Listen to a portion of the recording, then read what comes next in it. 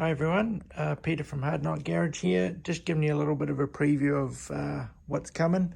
Some of this has been up before, but there's a couple of new things. So these are some of the projects I'm going to be working on the next month or so. A rusted up patina Holden panel van done as an Overlander, the Monaro HT also done as an Overlander style based on Shane Tapscop's one. Another Holden panel van that's getting the Overlander treatment too. That one's for a commission build.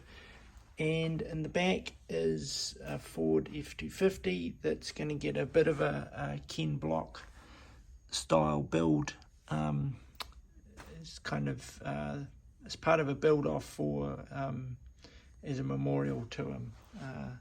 So I'm just playing around with a few ideas for that, but that one will be coming up too. All right, got a few other builds on the go. Actually got lots of builds on the go. Another one is this Maserati 3500 GT. It's a pretty rough state. It's got some paint rash and stuff on it, so I'll do a barn find of that. That should be fun. Haven't quite done one like that before. And tucked over here in the messy corner is a fire truck transporter that I've been playing around with as well, but I just need to get some more paint.